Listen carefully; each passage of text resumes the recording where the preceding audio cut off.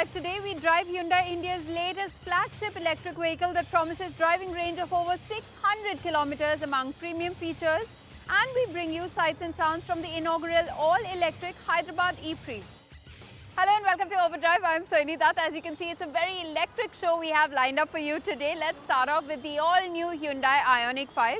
It is probably the most important electric vehicle that Hyundai builds globally today. It is the brand's first ground-up electric vehicle that promises to offer over 600 kilometers of driving range and also level 2 ADAS features. Tuhin will get you all the details.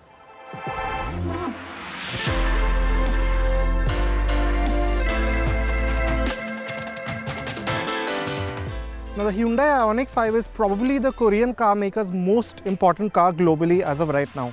It's finally here in India as its new flagship, and it's filled with the kind of fresh, out-of-the-box thinking that will endear electrics to buyers. As it stands, it's also got 631 kilometers of range and is locally assembled, so it should be a good deal as well. This is down to the rupees 45.95 lakh asking price. So even though the IONIQ is very closely related to the Kia EV6 with the same eGMP architecture, Hyundai has been able to position this car within a gap in the EV segment using just a simple rear motor setup and a smaller 72.6 kilowatt-hour battery pack. Now, the first thing that you need to know about the IONIQ 5 is that it's quite a bit larger than what it looks like on screen or in photos. Now, this crossover-ish hatchback mishmash kind of shape, this very funky look, hides the fact that this is longer and wider than the Tucson, if not as tall. But yes, the Hyundai IONIQ 5 is really quite a large car. What will catch your eye immediately though is this neo-retro styling. It takes inspiration from the Hyundai Pony from 1975, the first Korean developed car. You see this in the double-barrel light design, enhanced here in a deep-set cluster with the seamless black band. But it's the detailing that lifts it, the pixelated LED DRLs and the hidden striations for the full-width lighting being the most prominent. The look is also especially clean. There are no visible radar sensors and the flaps in the bumper only open on the move for cooling the battery and ventilation. Now, it's very clear the benefits that Hyundai has been able to achieve using this EV-only eGMP architecture. For example, you don't see this very often in EVs for some reason, but there's a proper front trunk or a fruit or whatever you want to call it. It's 57 liters, so you can actually use it for more than just your chargers. And that continues when you move to the side as well. Of course, you have these really large 20-inch wheels. We've never seen wheels like this in a Hyundai before, but they're there. The boot is a large 537 liters. It's got a flat or slightly high lip, but a square and useful space. As with many EVs, you don't get a spare wheel with the motor being packed underneath. Overall, despite ground clearance growing to a laden 163 mm for India, the IONIQ 5 is striking with its square squat proportions. Now, while the IONIQ 5 looks quite funky and almost sci-fi-ish from the outside, on the inside there's quite a bit of thought that's gone into it. And to be honest, this to start with is quite a premium interior. So it's simple but really quite thoughtfully done. And then you have this steering wheel, which again is a bit different from regular Hyundais, but has capacitive buttons, these paddles for the regen modes, and these really quite hefty, really nice to use stalks for the indicators, for the wipers, and even the gear levers, almost a Mercedes style sort of stalk mounted here. Same with these two 12.3-inch screens. They have completely new graphics, which are an upgrade over what you've seen in, say, something like the Tucson. Now, the heavy use of white materials, many of which are from recycled waste, is calming, but it will take some cleaning. The white-themed instrumentation merges quite nicely with this though. The EV-specific graphics are detailed, giving you a great idea of just how far you can go with the battery levels. But what really uplifts this ambience are these really smart touches that Hyundai has done. It's a playful thing, so it really works. For example, there's no H logo here on the horn pad. It's just 4 dots, which is Morse code for the letter H. Very thoughtfully done. And then, of course, this 2-spoke steering wheel that I mentioned, really well made. You have these drive mode switches, again, in quite a sporty manner on the steering wheel. And it doesn't stop there. You get these, aside from the usual lumbar adjustment and the powered adjustments, you also get these leg rests on the seats, if you can see. So there's that added degree of comfort. And then with the EV architecture, of course, there's immense practicality. The door pockets are large. As you can see, it's a step-through floor. There's no central tunnel at all to speak of. And it doesn't stop there. As you can see, you can actually slide this central tunnel back and forth, and just walk through, or maybe put something here if you want to. And as you've come to expect from Hyundai, this is backed up by a really long set of features. But really, if you're spending close to 50 lakhs on a car, the back seat really has to be quite important. And again, with that 3000 mm wheelbase, the IONIQ 5 delivers here in spades as well. For example, there's immense space like the front. It's a fully flat floor. There's barely a hump because it's a skateboard architecture. A lot of knee room and leg room. You can put your feet underneath the front seats. And this is really quite uncommon. A lot of EVs that we drive with their compromised floors, which holds the battery pack, you don't have under thigh support. But with this always being designed as an EV, that problem does not exist. So it really is quite a comfortable bench here. And considering the width, 3 people will easily fit here. And it doesn't stop there. You can slide it forward like this, slide it back, and also recline to quite a comfortable angle. You can do it for both this split and this split. Of course, you have this moon roof. It doesn't open sadly, but it of course has a shade. So yeah, in terms of rear seat comfort too, the IONIQ 5 really does deliver. Now that's a fully loaded electric vehicle from Hyundai India. We'll tell you all about the powertrain and charging ability of the IONIQ 5 after this very short break. Stay with us, you're watching Overdrive. Welcome back, you're watching Overdrive. Just before the break, we were out reviewing the Hyundai IONIQ 5. This is the car that is being powered by a 72.6 kilowatt-hour battery pack. It offers over 600 kilometers of driving range. And this car also offers vehicle-to-load function. Let's take a look.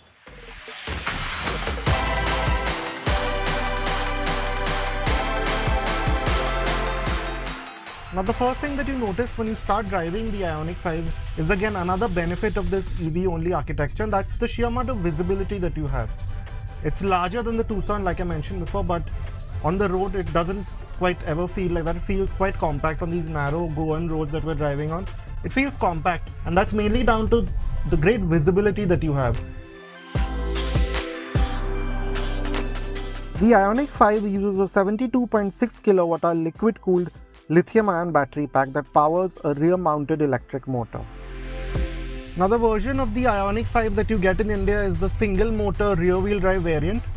It makes 217 PS and 350 Nm, which is say par for the course for similarly priced ICE SUVs. So in that sense, but of course this being an EV, that sense of performance is slightly enhanced because of how easily accessible the torque is, which means that the IONIQ 5 in any of the modes, the Eco, Normal or even the Sport mode, it feels quite brisk, it feels alert in just the way an EV should. And another great trait is that even at very high speeds, that speeds where you would usually expect EVs to sort of dull down their performance, it doesn't.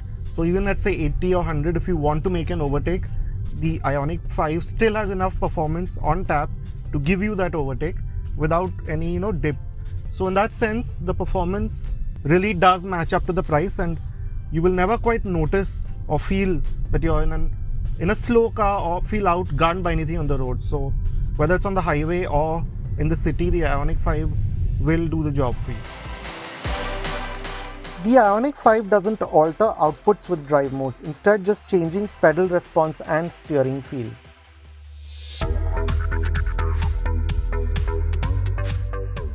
You will also be pleasantly surprised by the IONIQ 5's ride comfort.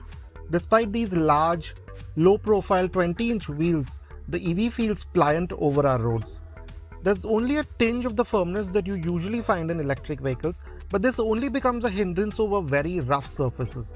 The IONIQ stays flat and poised at higher speeds, with again a plushness that is quite comfortable. This is matched with a competent handling character, with that sense of balance that you usually find in rear-driven cars. Yes, there is some roll if you take a corner too quickly, but in regular driving, the IONIQ 5 feels confident with the low-slung weight being well managed. Now you get quite a few regen modes with the IONIQ 5, and these again alter the driving experience. So for example, in the coasting mode, you will find that the IONIQ 5 will move along without too much resistance. It feels like you are freewheeling completely, which isn't quite similar to an ICE, but as you keep going through the regen modes, you notice that the resistance builds, there is a bit more heft to the pedal, the accelerator pedal, and there's generally a slightly different feeling coming from the car. So depending on what you like, for example, we found that in these narrow Goan roads, so the level 2 or the level 3 modes felt the closest to what you would feel in an internal combustion car.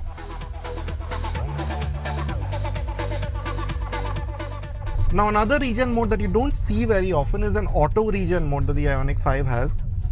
So what this will do is it will keep changing the regen levels, constantly varying it depending on how you're driving.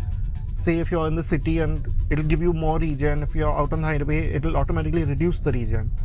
Now you also get a one pedal driving mode, which Hyundai calls the I mode. And yeah, this genuinely is a one pedal driving mode. As you can see, it's come to a complete halt. And then you start off again. So yeah, this should be quite useful in traffic conditions if you can get used to driving in this mode. Although even a higher regen mode should be fine. Uniquely, the auto regen function uses the radar to judge regen levels, which we found works intuitively enough to not distract from the driving experience. Now when you want to charge the IONIQ 5, you can do it at up to 350 kilowatts, which is really fast considering its 800 volt architecture. But of course, in reality, it's very difficult to find such a fast charger in India, or for that matter, even globally. So in a more attainable 50 kilowatt charger, you can charge it in about 57 minutes, which is still not bad at all. Yeah, the flap opens like this. And an 11 kilowatt hour charging with the bundled AC charger will take about 6 hours 55 minutes. Now another great function is the vehicle to load feature, which will give back 3.3 kilowatts. So you can power, say, laptops and so on with an adapter. You plug that in and you can use the IONIQ 5 to power a lot of gadgets. The IONIQ 5 is a clear step forward for Hyundai in many respects. It is expensive, but Hyundai India has been able to create a package that feels good value. This is down to the clear step up you notice in refinement, build and driving character over its lesser products. Well, it's time for us to head into our final break here on the show, but coming up on the other side, we'll dive right into all the details from India's first ever experience of Formula E at the Hyderabad street circuit. Stay with us, you're watching Overdrive.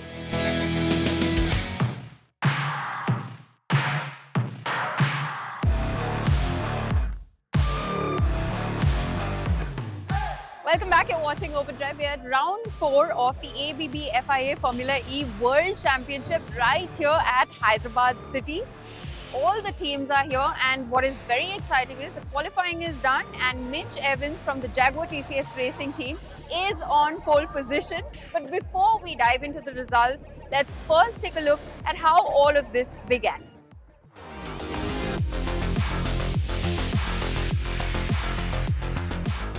India returned on the global map for a motorsport event after a decade since Formula One exited the country, and boy were we excited. Formula E is the world's first all-electric racing championship that brings wheel-to-wheel racing action to city centres, and one of the 3 new venues for Season 9 this year was the Hyderabad street circuit.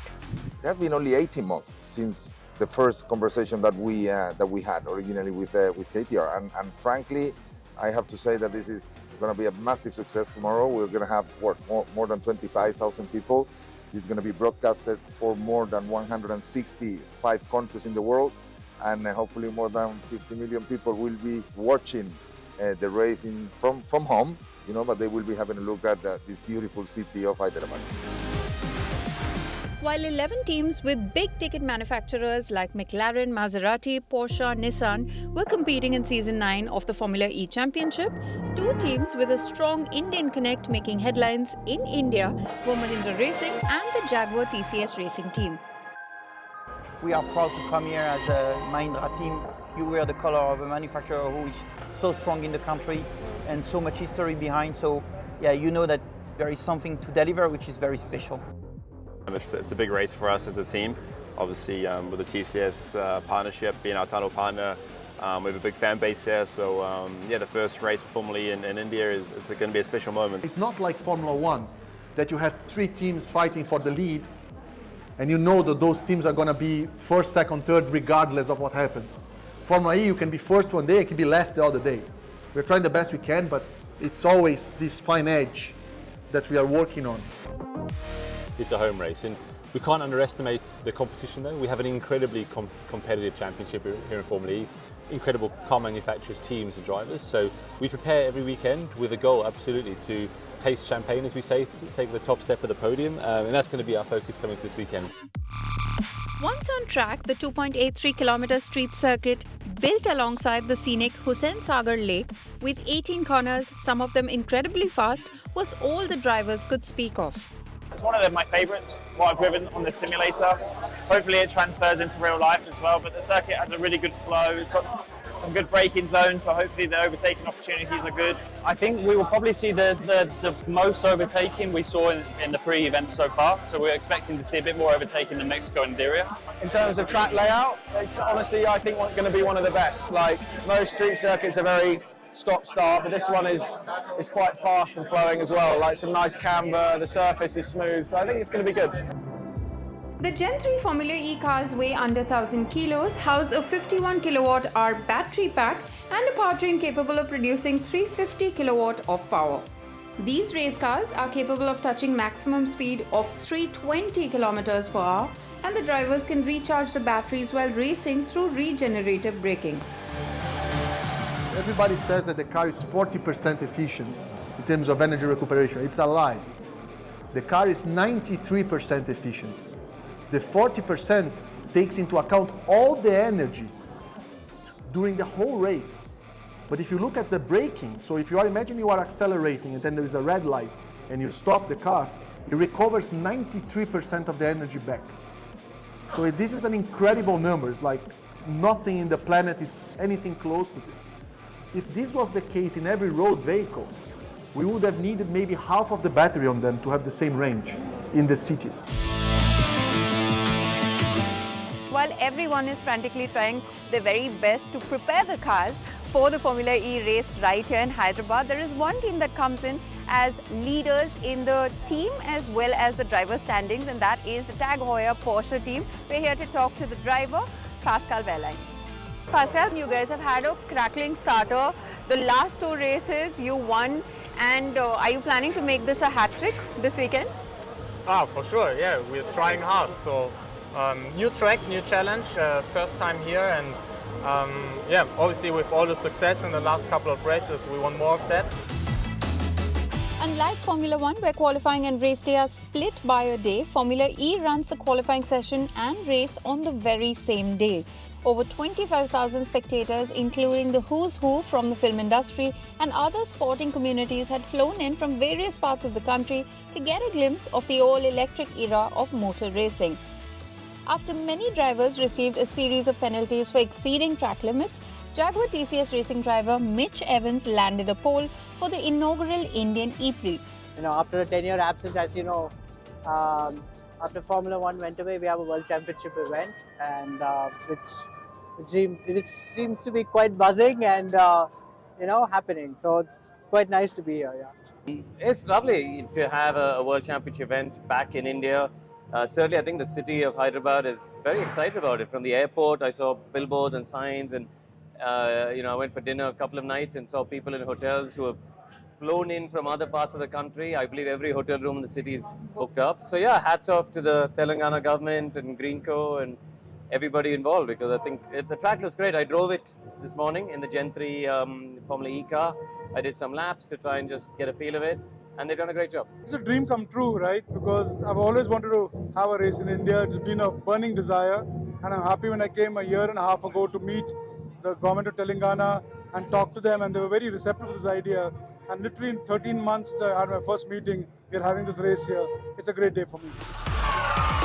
The race saw a constant change of lead through the 33 laps, with pole sitter Mitch Evans losing track position after a miscalculated strategy call and later having his race cut short as a result of an unfortunate shunt caused by his teammate, one that took both Jaguar TCS cars out of any points contention.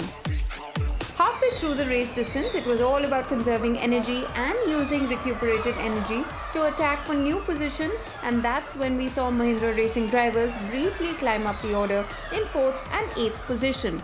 At the end of the exciting 33 laps, John-Eric Verne, driving for DS Penske team, held on to the lead with barely 0.2% energy left in his race car from Nick Cassidy, who showed incredible pace and consistency in his Envision racing car, while his teammate Sebastian Buemi's penalty meant an unexpected podium place for Porsche driver Antonio Felix da Costa.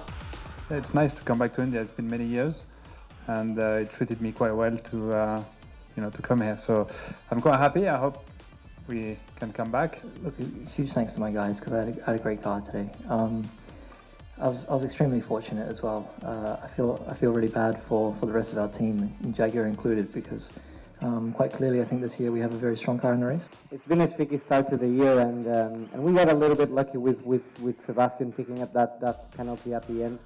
Nonetheless, a race going forward, that's always a good feeling. India's very first tryst with Formula E, as you can see, was a major success. The race itself delivered on every count of excitement. We would have liked to see Mahindra Racing or even the Jaguar TCS Racing drivers end up on podium to double up that celebration. Nonetheless, the unpredictability quotient of this sport is what makes Formula E that much more exciting. We are totally hooked. With that, it's a wrap on this week's edition of Overdrive. But remember, you can stay in touch with the team through Facebook, Twitter, as well as YouTube. And you can follow our latest updates on Instagram. We'll see you until next week. Goodbye and many thanks for watching.